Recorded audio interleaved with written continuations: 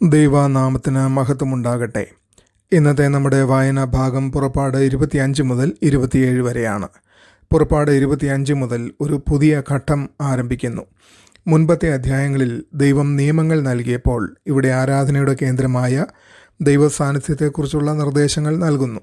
ദൈവം മോശയോട് പറയുന്നത് ജനങ്ങളിൽ നിന്ന് വഴിപാട് ശേഖരിക്കണമെന്നാണ്. എന്നാൽ ഇത് നിർബന്ധിതമായ വഴിപാടല്ല, ഹൃദയം സന്നദ്ധമായവരിൽ നിന്നുള്ളതാണ്. സ്വർണം, വെള്ളി, വെങ്കലം, നീലയും ധൂമ്രവും ചുവപ്പും നിറമുള്ള നൂലുകൾ, സൂക്ഷ്മമായ വസ്ത്രങ്ങൾ ഇവയെല്ലാം ദൈവാലയ നിർമ്മാണത്തിനായി ഉപയോഗിക്കപ്പെടുന്നു.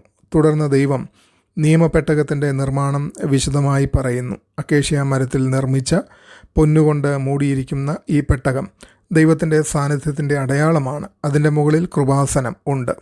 അതിൻ്റെ മുകളിൽ 2 കെരൂബുകൾ വിരിഞ്ഞ ചിറകുകളോടെ നിൽക്കുന്നു. അവിടെ നിന്ന് ദൈവം മോശയോട് സംസാരിക്കുമെന്ന് പറയുന്നു.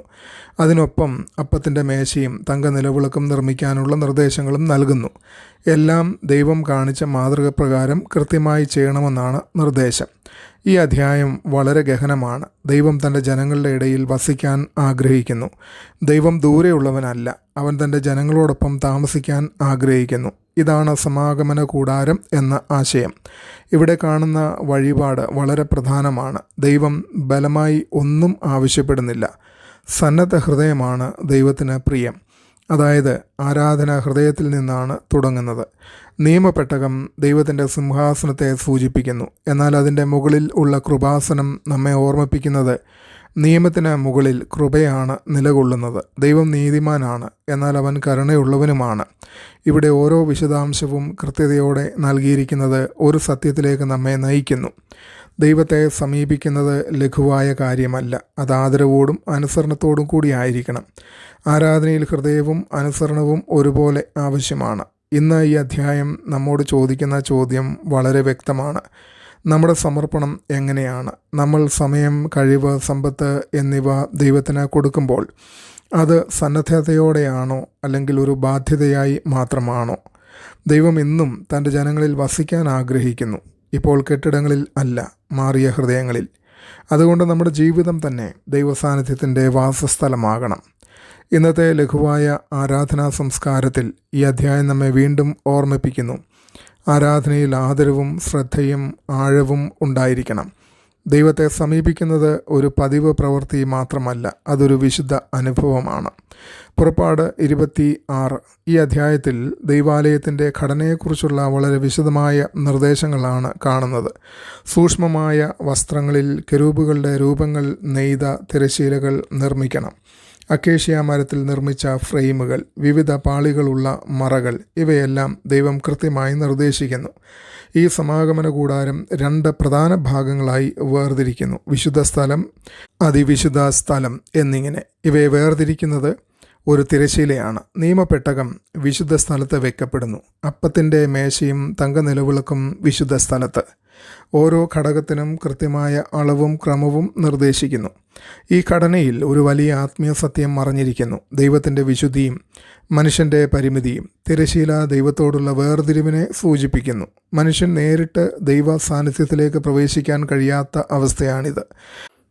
എന്നാൽ അതേസമയം ദൈവം തന്നെ ഒരു വഴി ഒരുക്കുകയാണ്. അവൻ മനുഷ്യരോടൊപ്പം വസിക്കാൻ ആഗ്രഹിക്കുന്നു. ഈ ദൈവാലയത്തിൻ്റെ സൗന്ദര്യവും ക്രമവും ദൈവത്തിൻ്റെ സ്വഭാവത്തെ പ്രതിഫലിപ്പിക്കുന്നു. ദൈവം ക്രമത്തിൻ്റെ ദൈവമാണ്, അസ്ഥിരതയുടെ അല്ല. ദൈവാരാധന എന്നുള്ളത് ക്രമീകൃതമായിരിക്കണം, നമുക്ക് തോന്നുന്നത് പോലെയല്ല എന്ന ചുരുക്കം. സൗന്ദര്യത്തിൻ്റെ പൂർണ്ണതയിൽ വസിക്കുന്ന ദൈവത്തിൻ്റെ ആലയവും സൗന്ദര്യമുള്ളതായിരിക്കണം. പുറത്തുനിന്ന് അകത്തേക്ക് കടക്കുന്നത് ഒരു ആത്മീയ യാത്രയെപ്പോലെയാണ്. ബാഹ്യ ജീവിതത്തിൽ നിന്ന് ആന്തരിക സാന്നിധ്യത്തിലേക്ക്, ദൈവത്തോടുള്ള ബന്ധം ആഴത്തിലേക്ക് പോകേണ്ടതാണ് എന്നൊരു വിളിയാണിത്. ഇന്നത്തെ കാലത്ത് ദൈവത്തെ വളരെ ലഘുവായി കാണുന്ന പ്രവണത വർദ്ധിച്ചുകൊണ്ടിരിക്കുകയാണ്. ദൈവത്തോടുള്ള ഭയവും സ്നേഹവും കുറഞ്ഞു പോകുന്നത് കൊണ്ടല്ലേ നമ്മുടെ ആത്മീയ താല്പര്യവും കുറയുന്നത്? ഈ അധ്യായം നമ്മെ ഓർമ്മിപ്പിക്കുന്നത് ദൈവം വിശുദ്ധനാണ് എന്ന സത്യമാണ്.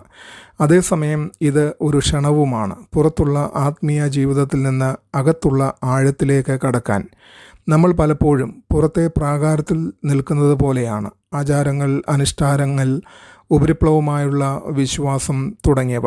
എന്നാൽ ദൈവം നമ്മെ കൂടുതൽ ആഴത്തിലേക്ക് വിളിക്കുന്നു. ഇത് നമ്മെ പഠിപ്പിക്കുന്ന മറ്റൊരു കാര്യം ആത്മീയ ജീവിതത്തിൽ ക്രമവും ഡിസിപ്ലിനും ആവശ്യമാണ്. പ്രാർത്ഥന, ധ്യാനം, വചനപഠനം, ആരാധന ഇവയെല്ലാം ക്രമത്തോടെ നയിക്കപ്പെടണം. പുറപ്പാട് 27 ഈ അധ്യായം ദൈവാലയത്തിൻ്റെ പുറം ഘടകങ്ങളെക്കുറിച്ചാണ്. യാഗപീഠം നിർമ്മിക്കുന്നതിനുള്ള നിർദ്ദേശങ്ങൾ നൽകുന്നു. ഇവിടെ ഹോമയാഗങ്ങൾ അർപ്പിക്കപ്പെടുന്നു. താമ്രത്തിൽ അഥവാ വെങ്കലത്തിൽ നിർമ്മിച്ച ഈ പീഠം ദൈവാലയത്തിൻ്റെ പ്രവേശന ഭാഗത്താണ്. തുടർന്ന് പ്രാകാരത്തിൻ്റെ ഘടന വിശദീകരിക്കുന്നു. തൂണുകൾ, തിരശ്ശീലകൾ, പ്രവേശനവാതിൽ എന്നിവയോടെ. അവസാനമായി നിലവിളക്ക് എപ്പോഴും കത്തിക്കൊണ്ടിരിക്കുന്നതിനുള്ള എണ്ണയെക്കുറിച്ച് നിർദ്ദേശം നൽകുന്നു. ഇസ്രായേൽ ജനങ്ങൾ ശുദ്ധമായ ഇടിച്ചെടുത്ത ഒലിവെണ്ണ വേണം വിളക്ക് കത്തിക്കാൻ കൊണ്ടുവരേണ്ടത്. ഇവിടെ യാഗപീഠം വളരെ പ്രധാനപ്പെട്ടതാണ്. ദൈവത്തോട് അടുത്തു വരുന്നതിന് മുൻപ് പാപപരിഹാരം ആവശ്യമുണ്ട്. യാഗപീഠം പ്രവേശനത്തിൻ്റെ ആദ്യഘട്ടമാണ്. അതായത് സമർപ്പണവും ത്യാഗവും കൂടാതെ ദൈവസാന്നിധ്യത്തിലേക്ക് കടക്കാൻ കഴിയില്ല. വിളക്ക് എപ്പോഴും കത്തിക്കൊണ്ടിരിക്കണം എന്നത് ദൈവസാന്നിധ്യത്തിൻ്റെ സ്ഥിരതയും വിശ്വാസിയുടെ സ്ഥിരമായ ആത്മീയ ജീവിതവും സൂചിപ്പിക്കുന്നു. പ്രാകാരം ഒരു സത്യം കാണിക്കുന്നു. ദൈവത്തിലേക്കുള്ള വഴി എല്ലാവർക്കും തുറന്നതാണ്, എന്നാൽ അതിന് ഒരു ക്രമവും മാർഗവും ഉണ്ട്.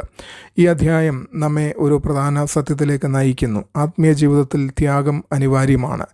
ഇന്ന് നാം പലപ്പോഴും സൗകര്യപ്രകാരമുള്ള വിശ്വാസമാണ് അന്വേഷിക്കുന്നത്. എന്നാൽ യഥാർത്ഥ ആരാധനയ്ക്ക് സമർപ്പണം ആവശ്യമാണ്. വിളക്ക് തുടർച്ചയായി കത്തിക്കൊണ്ടിരിക്കണം എന്നത് നമ്മെ ചോദ്യം ചെയ്യുന്നു. നമ്മുടെ ആത്മീയ ജീവിതം സ്ഥിരമാണോ, അല്ലെങ്കിൽ ഇടയ്ക്കിടെ മാത്രം തെളിയുന്നതാണോ? ഇന്നത്തെ തിരക്കേറിയ ലോകത്തിൽ ദൈവസാന്നിധ്യം നിലനിർത്താൻ സ്ഥിരതയും ശാസനയും വളരെ പ്രധാനമാണ്. ഇത് നമ്മെ പഠിപ്പിക്കുന്ന അവസാന കാര്യം, ദൈവം എല്ലാവരെയും ക്ഷണിക്കുന്നു. എന്നാൽ അവനെ സമീപിക്കാൻ നമുക്ക് വിനയവും സമർപ്പണവും ആവശ്യമാണ്. ദൈവത്തിന് ഞാൻ നൽകുന്ന സമർപ്പണം ഹൃദയപൂർവ്വമാണോ, അല്ലെങ്കിൽ ഒരു കടമയായി മാത്രമാണോ? ഞാൻ ദൈവസാന്നിധ്യത്തിലേക്ക് ആഴത്തിൽ കടക്കാൻ ശ്രമിക്കുന്നുണ്ടോ, അല്ലെങ്കിൽ പുറം പ്രാകാരത്തിൽ തന്നെ നിൽക്കുകയാണോ? ദൈവം ഈ ചിന്തകളാൽ എല്ലാവരെയും ഈ പകൽക്കാലം അനുഗ്രഹിക്കട്ടെ. ആമേൻ.